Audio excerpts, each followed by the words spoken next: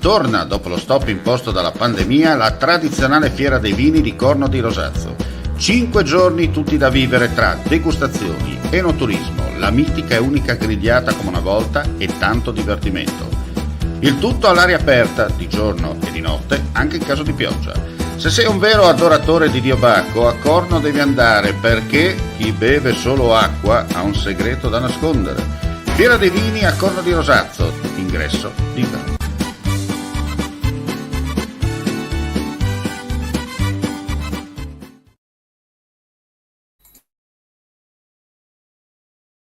Ascolto, ben ritrovati per quanto riguarda l'informazione su friulitv.net, aggiornamenti di cronaca dal Friuli Venezia Giulia.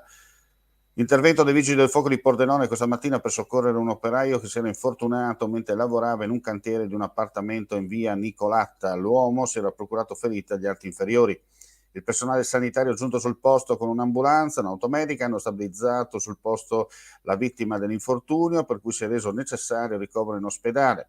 Successivamente i vigili del fuoco hanno utilizzato la scala del proprio automezzo per raggiungere il piano dell'appartamento e favorire l'uscita della barella e portare il ferito al piano terra. Sul posto presenti anche gli agenti della polizia e gli ispettori del lavoro. Ora andiamo a vedere per quanto riguarda i numeri del Covid in Friuli Venezia Giulia. 962 tamponi molecolari, 28 nuovi contagi, 633 test rapidi antigenici, 169 i casi. Le persone ricoverate in terapia intensiva sono 6, i pazienti ospedalizzati in altri reparti 96. Nella giornata odierna non si registrano per fortuna decessi. Ora cambiamo completamente argomento, andiamo a Monfalcone.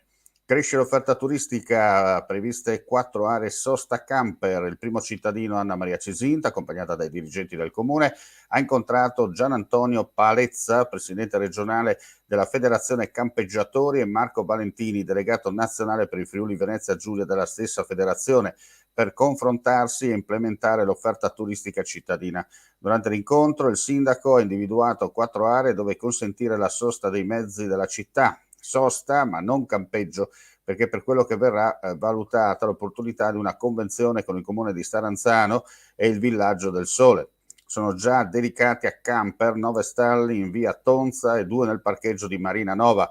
A questi saranno aggiunti 2 parcheggi in via Bagni Nuova e 3 nel piazzale di Marina Nova. Adesso parliamo di Camera di Commercio Pordenone Udine.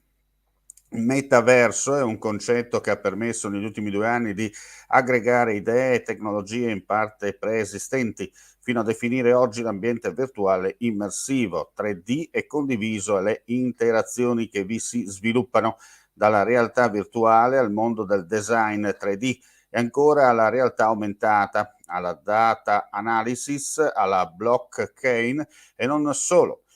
Proprio per conoscere meglio questo ambiente, la Camera di Commercio Pordenone Udine, con i suoi uffici ITER Formazione, organizza un inedito approfondimento che si svolgerà domani, martedì 21 giugno alle 17:30, in Sala Valduga Udine e in diretta streaming sul canale YouTube della Camera di Commercio. E prima di concludere, proprio la notizia che ci è appena giunta in redazione: sulla linea Venezia-Tarvisio il traffico ferroviario, precedentemente rallentato dalle 14:30 alle 15:15 per la presenza di persone non autorizzate in prossimità dei binari fra Cornegliano e Sacile, è tornato regolare dopo l'intervento delle forze dell'ordine.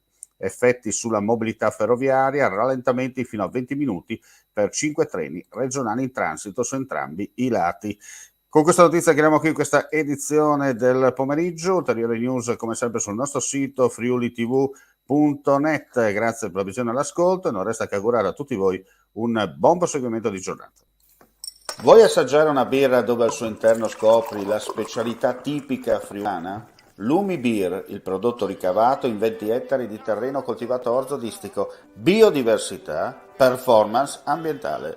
Lumi Beer nelle sue 5 versioni disponibili, 4 per consumo veloce e dissetante e la versione Magnum per intenditori. Lumi Beer si abbina a qualsiasi palato. Lumibir è un prodotto esclusivo Azienda Agricola Pancera, il buon seme, i buoni frutti.